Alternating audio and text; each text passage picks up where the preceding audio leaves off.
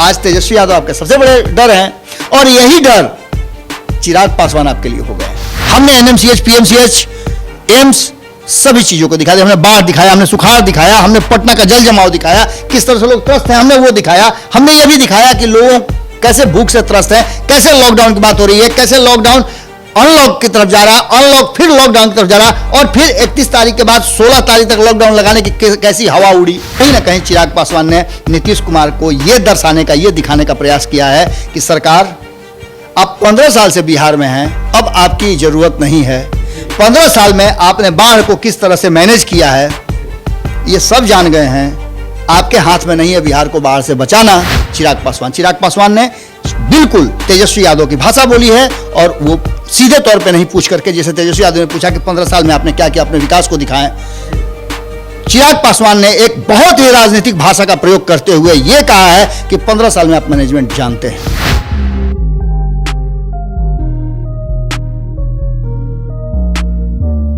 आग जब भी लगती है धुआं तेज उठता है। इस बार भी आग लगी है, धुआं भी उठा है और कहीं ना कहीं ये बदलाव जो है आग लगने के बाद ये भी लगातार देखा जा रहा है।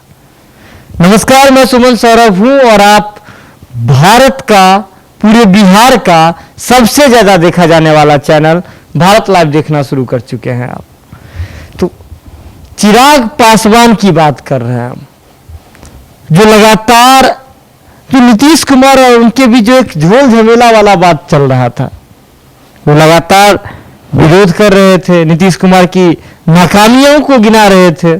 बीजेपी भी उसमें लगातार बीच बचाव मध्यस्थता करने की कोशिश में लगी हुई थी, लेकिन वो किसी की नहीं सुन रहे थे। लेकिन आज अचानक से उनके सुर बदले हुए नजर आ रहे हैं। ये रंग जो है उल्टा सारा जो है बदला हुआ सा एकदम नजर आ रहा है। आसमान का जो भी आप देख रहे होंगे, आसमान में जो रंग है वो भी बदले हुए नजर आ रहे हैं। ऐसा क्या हो गया? रातों रात यहां कौन सा परिवर्तन हो गया? हमारे साथ बिहार के जाने माने वरिष्ठ पत्रकार और राजनीति विशेषज्ञ बाबा मौजूद हैं। हम बाबा से जानेंगे। तो बाबा, सबसे पहले हमें ये बताइए कि ऐसा क्या बदल गया रातों रात? किस बात की चर्चा करें सुमन? हम लगातार बिहार की राजनीति पर बातें कर रहे हैं, बिहार की राजनीति में होने वाले उथल पुथल की बातें कर रहे हैं। अभी चुनाव होंगे नहीं होंगे इस पर भी संशय है, लेकिन जिस तरह से चुनावी तैयारियां चल रही हैं, उठापटक चल रहा है, माइंड गेम चल रहा है, पावर गेम चल रहा है, प्रैक्टिस में भी लग रहा है कि जैसे पूरी ताकत लगा देगी टीम। अभी फाइनल मैच कहाँ है, लेकिन जो बातें हो रही हैं बड़ी मज़ेदार हैं। मज़ेदार इसलिए हैं कि जो दुश्मन की तरह दोस्त व्यवहार कर रहा है। एक कहावत है कि निंदक नियरे राखिए आंगन कुटी छवाए।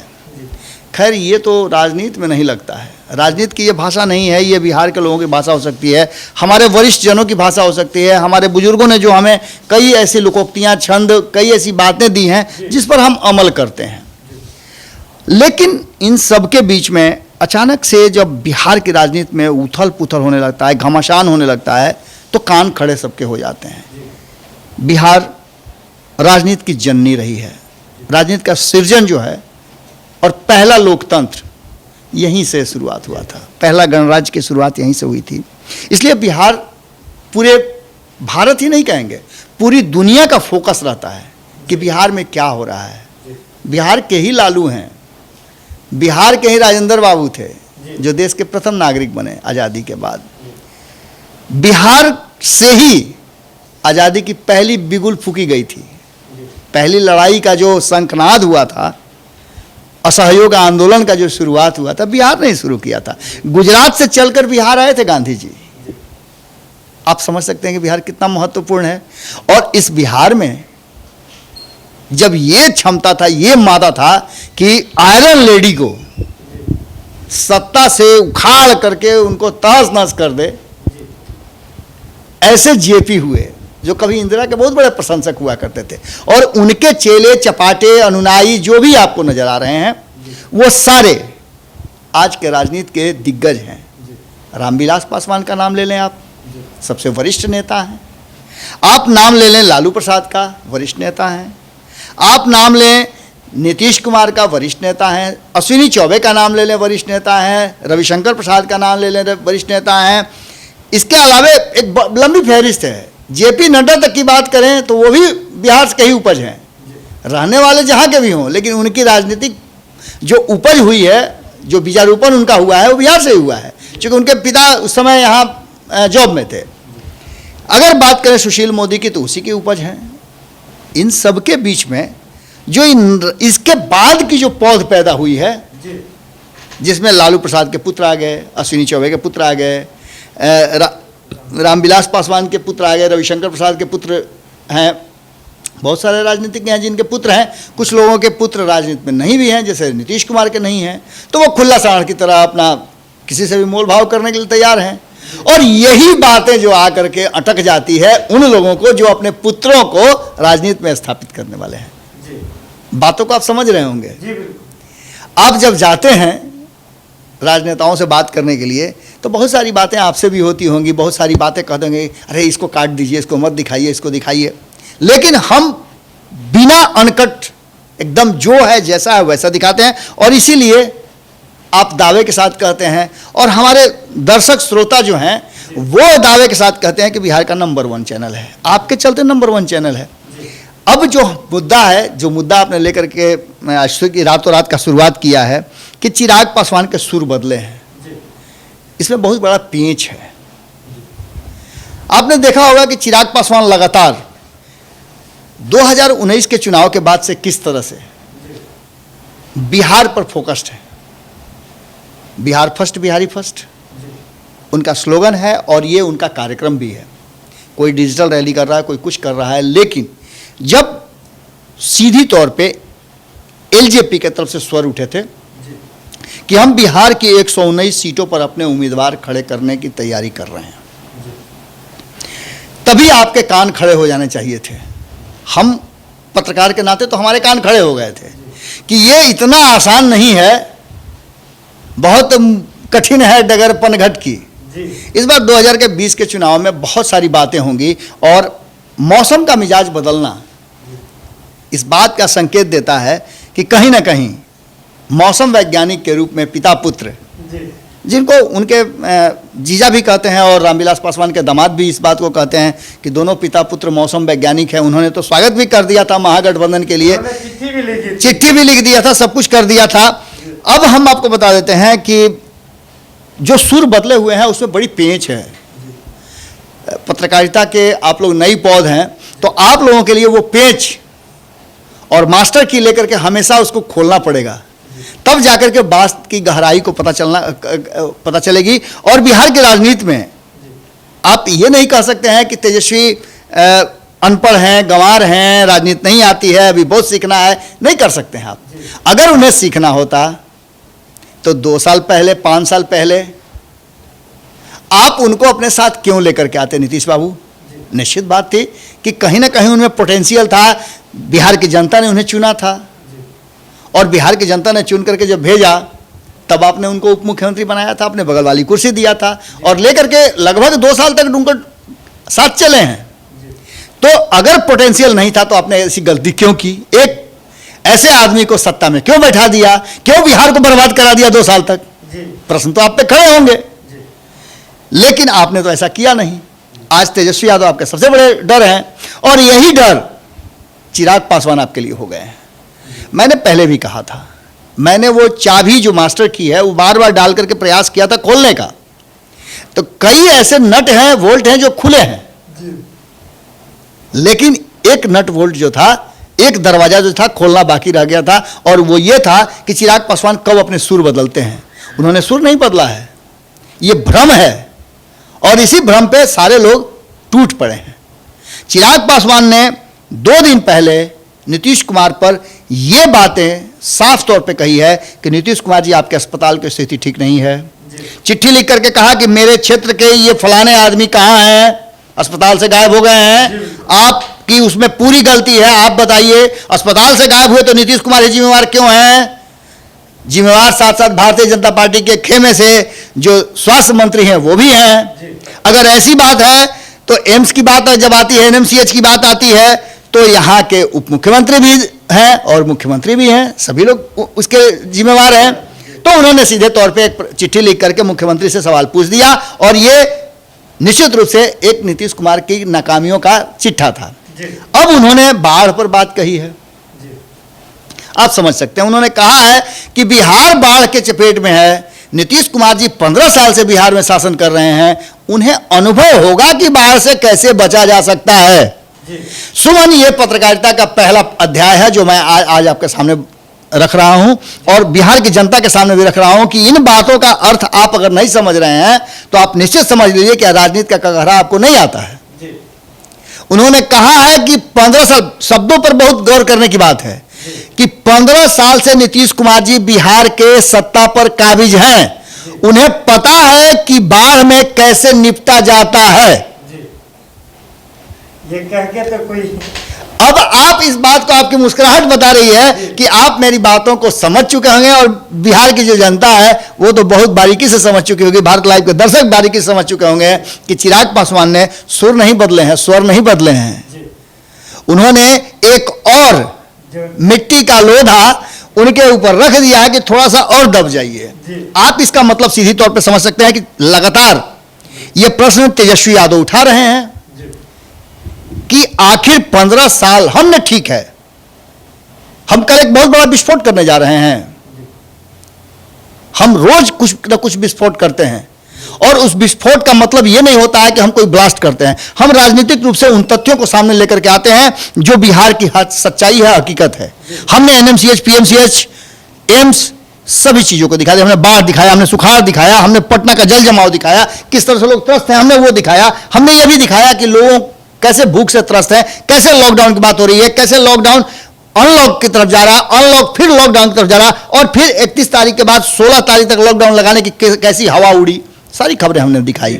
हम ये भी खबर आपको दिखाने जा रहे हैं कि बिहार की राजनीति में अब लूटपाट की स्थिति शुरू हो गई, नेताओं की लूट हो रही है, खास करके उन लोगों को जिनको विधानसभा का चुनाव लड़ना है। आप उनके नजदीक जाइए, कैमरा हटा दीजिए, माइक हटा दीजिए, लोगो हटा दीजिए, और तब उनसे पूछिए कि आप कितना संतुष्ट हैं इस बार के चुनाव में, जो कि पिछले कई वर्षों से कई चुनाव में जीतते आ रहे हैं। उनके चेहरे पर हवाइयां उड़नी शुरू हो जाएंगी, क्योंकि कोई भी ये कहने के लिए तैयार नहीं है, दावे के साथ ये नहीं कह सकता है कि मैं चुनाव जीतने की स्थिति में हूं और मुझे टिकट मिलेगा। अंतिम समय तक कोई नहीं, किसे पता है कि टिकट नहीं मिलेगा। आप समझ सकते हैं कि जिन जिन क्षेत्रों में भारतीय जनता पार्टी के उम्मीदवार और जीती हुई उनकी सीट है, उन सीटों पर वर्चुअल रैली कर रही है जदयू। इसका मतलब आप समझ सकते हैं, ये फैमिली और फ्रेंडली नहीं होने जा रहा है। ये कहीं ना कहीं उंगली डाल करके, जब अधन खोलता है तो डालता है आदमी, उंगली डाल करके देखता है कि पानी कितना गर्म है, या चावल निकाल करके देखता है कि सीझा है कि नहीं सीझा है। एक बार फिर से कहीं ना कहीं चिराग पासवान ने नीतीश कुमार को यह दर्शाने का, यह दिखाने का प्रयास किया है कि सरकार, आप 15 साल से बिहार में हैं, अब आपकी जरूरत नहीं है। 15 साल में आपने बाढ़ को किस तरह से मैनेज किया है ये सब जान गए हैं। आपके हाथ में नहीं है बिहार को बाढ़ से बचाना, और ऐसी स्थिति में आप मैनेजमेंट तो जानते ही हैं, आप समझ सकते हैं कि उनका तंज कहाँ है। एक तरफ तेजस्वी यादव तंज कस रहे हैं, बता रहे हैं और लगातार ये बातें कर रहे हैं। आपने तो सुना होगा कि खुद भारतीय जनता पार्टी के एक बहुत ही कद्दावर नेता हैं, समर्पित नेताओं में से उनका नाम लिया जाता है मिथिलेश तिवारी, जो अपने क्षेत्र में बैकुंठपुर में बाढ़ से तबाह जनता को लेकर के उनके साथ हैं, और बार बार ये बातें कर रहे हैं कि ये बताइए कि आखिर सरकार कहाँ है, आपदा प्रबंधन कहाँ है, जल संसाधन विभाग कहाँ है, हमारी जनता त्रस्त है। मैं खुद वहाँ काम कर रहा हूँ, मैंने बात करने का प्रयास किया, लेकिन वो इतना ज़्यादा भीतर ही भीतर टूट चुके थे अपनी ही सरकार के प्रति। ऐसा पहली बार नहीं हुआ, कई बार हुआ है, और टूट चुके थे कि उनके स्वर बदले हुए थे। ऐसे बहुत सारे नेता हैं जो लगातार, अभी आपने देखा होगा कि एक बार फिर से एक बड़ा बदलाव हुआ है, प्रत्यय अमृत को स्वास्थ्य विभाग में फिर से लाया गया है। ये लगातार चेंजेस क्या बता रहे हैं कि कहीं ना कहीं आप फेलुअर हैं, आप बेहतरी के लिए वो बदलाव नहीं कर सकते हैं, लेकिन आप कहीं ना कहीं फेलुअर हैं। संजय कुमार अच्छा काम कर रहे थे, ये सब कहते हैं, आपने उनको हटा दिया। क्यों हटाया? कहीं दबाव में थे आप? आपने फिर कुमावत को लाया, क्यों हटाया आपने? आप ही के अधिकारी थे। लेकिन इस 4 महीने के अंदर में 3 तबादले बहुत कुछ कहते हैं, और यही पिन करना चाह रहे हैं चिराग पासवान। चिराग पासवान ने बिल्कुल तेजस्वी यादव की भाषा बोली है, और वो सीधे तौर पे नहीं पूछ करके, जैसे तेजस्वी यादव ने पूछा कि 15 साल में आपने क्या किया, अपने विकास को दिखाएं। चिराग पासवान ने एक बहुत ही राजनीतिक भाषा का प्रयोग करते हुए यह कहा है कि 15 साल में आप मैनेजमेंट जानते हैं, कैसे बाढ़ में, हम आशा करते हैं कि आप अच्छा मैनेज कर रहे होंगे।